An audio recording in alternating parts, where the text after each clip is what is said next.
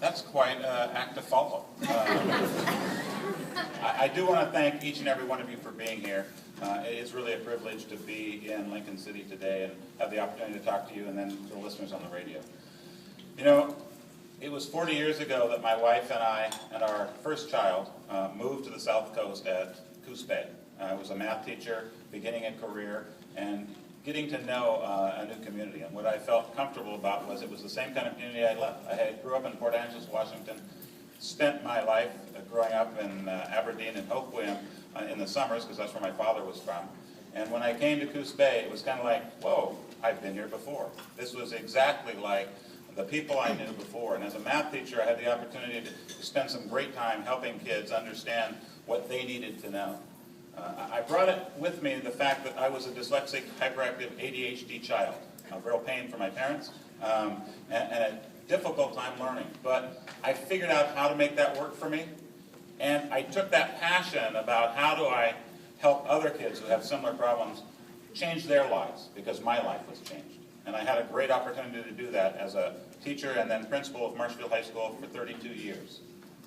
One of the other opportunities that I took was that I was the advisor for a group called Youth in Government, which took kids to the Capitol to practice being legislators.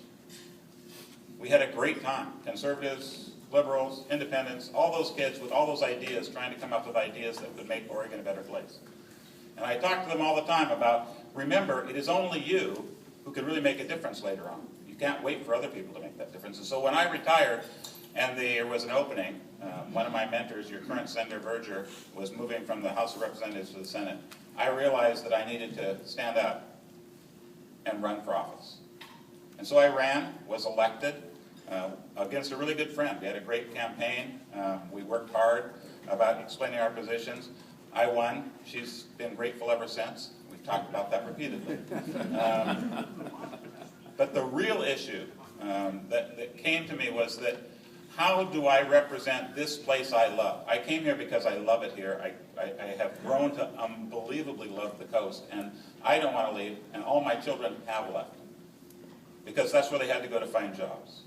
And it was evident to me that we need to get jobs back here on the coast, real family wage jobs, where kids can come back and be a productive part of our society. I have worked consistently to do that as a state legislator. One of my highlights of my career was that this last session, I was elected one of the two co-speakers. We had a 30-30 tie in the House of Representatives. I became a fairly close friend with Representative Hanna, who's the Republican. The two of us presided over a House that was divided, but we didn't make a decision that it should be divided. It should be working towards making Oregon a better place, and we both agreed. We took our considerable efforts, along with a great governor, and we moved forward in Oregon. And just the other day, Governing Magazine decided to announce that as the National Legislators of the Year, Hannah and I will be receiving that award from Governing Magazine for the United States. A big honor. Thank you. Question number one. It's on the minds of most everybody. PERS, financial crisis. What's the solution? Is there a solution? Yeah, the biggest solution is we need to get our economy going. If people remember, in 2007, we had a bump. Our economy was coming back before the big recession crash. At that time, PERS was funded at 110%. It was the best funded retirement system in the country. But it's dependent more on the economy than anything else. And with the crash, we lost a lot of the value of that. And that's what's caused a lot of the problems. We need to get our economy back, because that will solve the biggest part of the problem. We are still one of the best funded programs in the country. But we have to look at it carefully, and we have to decide, are there things we can really do? In 2003, the legislature did a whole bunch of things to transform what it would be in the future. We also tried to transform some things that the Supreme Court said were illegal. And we spent a lot of money. We didn't get anywhere with that. We have to make sure that what we do doesn't cause us to go to court and lose more. We need to find those places in PERS that will make sense, and I will look forward to working for that. I love this question. Name one issue where you will break with your party for the good of the Oregon coast. I have, even as the speaker, and in fact, I'm sure that's part of why the two of us were selected. I broke with my party, he broke with his party. We tried to do what was right for Oregonians. The Oregon Education Investment Act that we just passed, we're trying to get education really coordinated throughout the state. There were only a few of us that actually voted for those new parts of that from the Democratic side. I look for, the reason that I'm actually running for the Senate is that I feel very strongly that I want to represent the people here. I listen to people. I've been in every community. I will continue to be here and listen to people and take what you want back. That's who really hires me. It is all of you here in these areas, and that's who I will represent. I have consistently done that past. I will consistently do it in the future. School funding is always a question of paramount importance to the Oregon coast and to Oregon. Your thoughts on the continuing crisis in school funding? Yeah, and it is a crisis. We have to figure out how to make this, what we have, be used the most efficiently. And I think that's one of the things that all of those laws that we passed last time about transforming our education program was all about.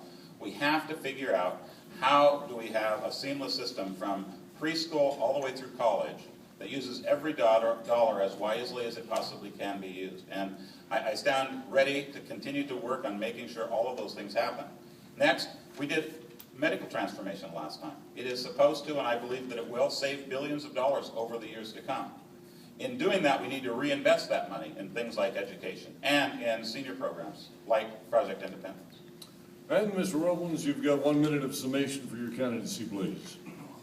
You know, when I moved here 40 years ago with my wife and family, I didn't realize how really important it was for me to help this place thrive.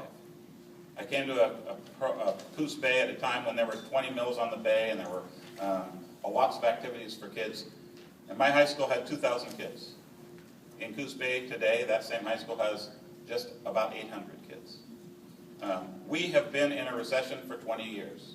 We need to make sure that we get together and have conversations. I formed an economic summit with all the coastal communities about 4 or 5 months ago and talked about how do we help each other be successful in developing the economy that we want in our areas.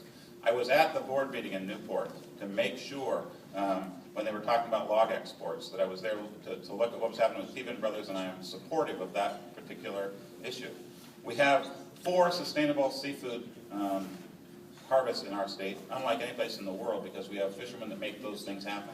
We need to continue to find those new economies for our area and support them at the state level so that we build an economy on the coast that we can all be proud of, which can help kids and families grow on the coast. I want to thank you very much for the opportunity to vote Arnie Roblan for Senate.